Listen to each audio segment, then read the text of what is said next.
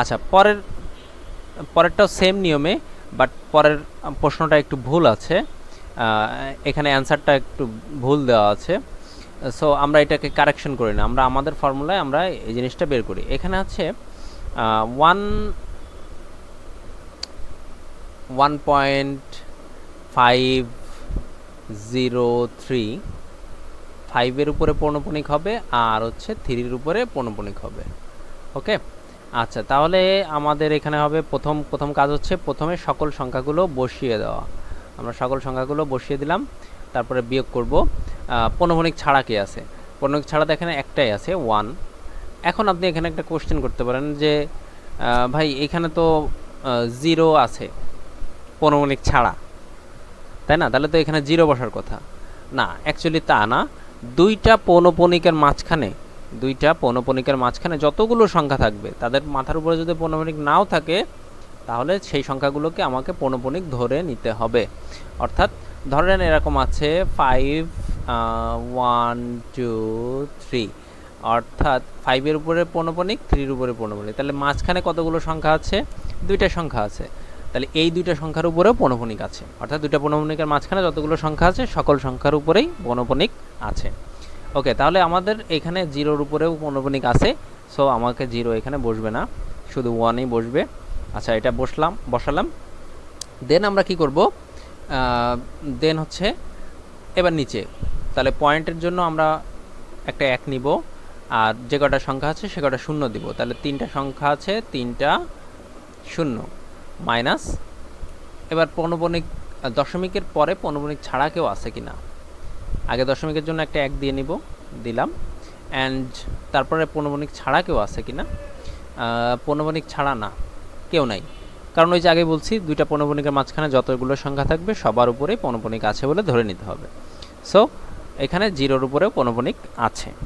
So আমাদের পৌনঃপুনিক ছাড়া কেউ নাই, সেহেতু আমাদের 1ই বসবে। তাহলে এটাকে যদি আমরা ক্যালকুলেশন করি, তাহলে 3 থেকে যদি আমরা 1 বাদ দিই, তাহলে আমাদের আসতেছে 2, অ্যান্ড 1000 থেকে যদি আমরা বাদ দিই তাহলে 99। ওকে, তাহলে হচ্ছে আমাদের অ্যান্সারটা হবে হচ্ছে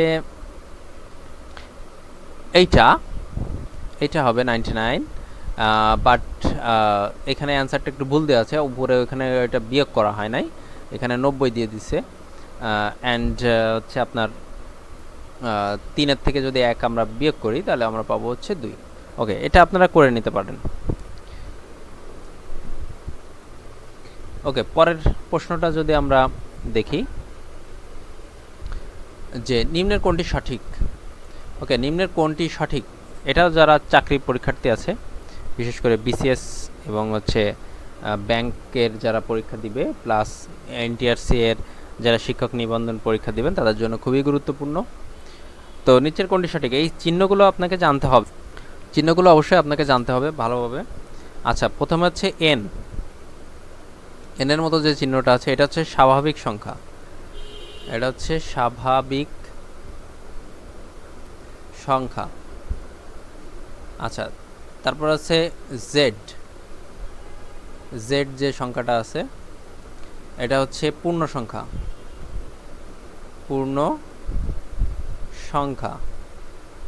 এটা হচ্ছে পূর্ণ সংখ্যা।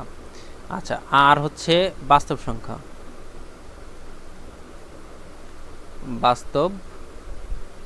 সংখ্যা, অ্যান্ড কিউ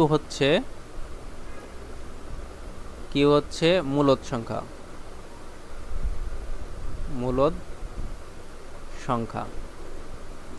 ওকে, তাহলে বাস্তব সংখ্যা, স্বাভাবিক সংখ্যা কারা? স্বাভাবিক সংখ্যা হচ্ছে 0 ব্যতীত সকল ধনাত্মক সংখ্যা, অর্থাৎ 1, 2, 3, 4, 5 এরকম করে সবগুলোই হচ্ছে কি সংখ্যা? স্বাভাবিক সংখ্যা। পূর্ণ সংখ্যা হচ্ছে 0 সহ সকল ধনাত্মক এবং ঋণাত্মক সংখ্যা।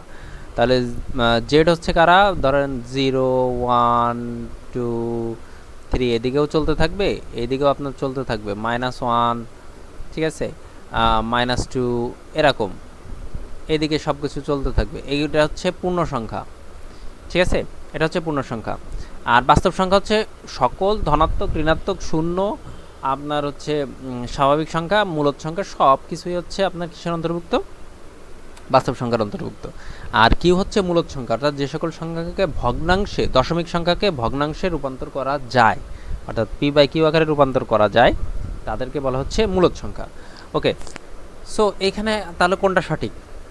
জেড কি ন্যাচারাল নাম্বারের অন্তর্ভুক্ত, অর্থাৎ ইন্টিজার নাম্বার, অর্থাৎ পূর্ণ সংখ্যা কি স্বাভাবিক সংখ্যার অন্তর্ভুক্ত, সাবসেটের অন্তর্ভুক্ত? না না, এটা কিন্তু সম্ভব না, কারণ ন্যাচারাল নাম্বারের ভিতরে কোনো জিরো নাই। ওকে, কিউ কি জেডের অন্তর্ভুক্ত, অর্থাৎ ভগ্নাংশ সংখ্যা, অর্থাৎ মূলদ সংখ্যা কি পূর্ণ সংখ্যার অন্তর্ভুক্ত? নো, এটা এটা এটার অন্তর্ভুক্ত না। স্বাভাবিক সংখ্যা কি মূলদ সংখ্যার অন্তর্ভুক্ত? হ্যাঁ, স্বাভাবিক সংখ্যা মূলদ সংখ্যার অন্তর্ভুক্ত। কেন? কারণ হচ্ছে সকল ধনাত্মক সংখ্যা, সেটা হতে পারে ভগ্নাংশ, হতে পারে স্বাভাবিক, কিন্তু শূন্য ব্যতীত। ঠিক আছে, এই কারণে এইটা হচ্ছে আমাদের সঠিক অ্যান্সার। ঠিক আছে, এটা কিন্তু খেয়াল রাখবেন যে সকল স্বাভাবিক সংখ্যা, অর্থাৎ ভগ্নাংশ সংখ্যাও কিন্তু স্বাভাবিক সংখ্যার অন্তর্ভুক্ত, এবং সেটা অবশ্যই ধনাত্মক হইতে হবে, ঋণাত্মক না। আচ্ছা, আশা করি বুঝতে পারছেন এই প্রশ্নের উত্তরটা। ওকে, পরের কোশ্চেনটা আমরা দেখি। নিচের কোনটি অমূলদ সংখ্যা? আশা করি এবার এটা পারবেন, কারণ আগের কোশ্চেনটা দেখে আসলে তো অ্যাকচুয়ালি এটা সহজে পারবেন আশা করি, কারণ উপরে আমরা দেখে আসছি। তাহলে এটা নিজের চেষ্টা করে দেখতে পারেন অমূলদ সংখ্যা, আর অ্যান্সার তো দেওয়া আছে নিচে। নিচের কোনটি বাস্তব সংখ্যা নয়? বাস্তব সংখ্যা নয়, আচ্ছা, ইনফিনিটি বাস্তব সংখ্যা নয়, এটাও আগে আলোচনা করে আসছি। আচ্ছা, এরপরে বলছে কোন সংখ্যাটি বাস্তব সংখ্যার অন্তর্ভুক্ত, বাস্তব সংখ্যার অন্তর্ভুক্ত। তাহলে আমরা বলছি সকল সংখ্যায় বাস্তব সংখ্যার অন্তর্ভুক্ত, শুধু জাস্ট কয়েকটা ফর্ম ছাড়া। যেমন ধরেন নিচে কখনো কি আসতে পারবে না, জিরো আসতে পারবে না, নিচে কখনোই জিরো আসতে পারবে না, সম্ভব না, এটা বাস্তব সংখ্যার অন্তর্ভুক্ত নয়। ঠিক আছে, তারপর হচ্ছে রুটের ভিতরে কখনো মাইনাস আসতে পারবে না, এই যে এইভাবে কখনো মাইনাস, সরাসরি কখনো মাইনাস আসতে পারবে না। এইগুলো হচ্ছে কি সংখ্যার অন্তর্ভুক্ত না? বাস্তব সংখ্যার অন্তর্ভুক্ত না। ইভেন ইনফিনিটিও কি না? বাস্তব সংখ্যার অন্তর্ভুক্ত না। ঠিক আছে, এগুলো বাস্তব সংখ্যার অন্তর্ভুক্ত না। বাদ বাকি যা কিছু আছে সব কিছুই বাস্তব সংখ্যার অন্তর্ভুক্ত। তাহলে পাই, এই সংখ্যাটা বাস্তব সংখ্যার অন্তর্ভুক্ত, -4 এটাও বাস্তব সংখ্যার অন্তর্ভুক্ত, √2 সবগুলোই হচ্ছে বাস্তব সংখ্যার অন্তর্ভুক্ত। ওকে, আচ্ছা, এরপর আছে কোনটি পূর্ণ সংখ্যা? আচ্ছা, পূর্ণ সংখ্যা কোনটি? তো এইখানে একটাই মাত্র সংখ্যা আছে, সেটা হচ্ছে -3, এটাই হচ্ছে কি পূর্ণ সংখ্যা। দেখেন √2 আপনি ক্যালকুলেটরে করেন, পয়েন্ট চলে আসবে, দশমিক চলে আসবে, এটা তো দশমিক আসবেই, আর এটা তো দশমিকে আছেই। সো এটা পূর্ণ সংখ্যা না, একমাত্র -3 হচ্ছে পূর্ণ সংখ্যা। ওকে, -3 পূর্ণ সংখ্যা। আচ্ছা, এরপর হচ্ছে ইন্টিজার বা পূর্ণ সংখ্যা কোনটি? নিচের কোনটি পূর্ণ সংখ্যা? এটাও দেখেন আপনি অ্যাকচুয়ালি পারবেন, -4। নিচের কোনটি অমূলদ সংখ্যা? অমূলদ, অবশ্যই পাই, কারণ এর আগে আমরা আলোচনা করে আসছি যে পাই হচ্ছে 3.1416 এরকম ডট ডট ডট ডট, মানে অসংখ্য সংখ্যা আছে। ঠিক আছে, সো এটাকে আপনি পি বাই কিউ আকারে কি করতে পারবেন না, রূপান্তর করতে পারবেন না, ভগ্নাংশে রূপান্তর করতে পারবেন না। আর ভগ্নাংশে রূপান্তর না করা গেলেই সেটা কি সংখ্যা হয়ে যায়? অমূলদ সংখ্যা হয়ে যায়।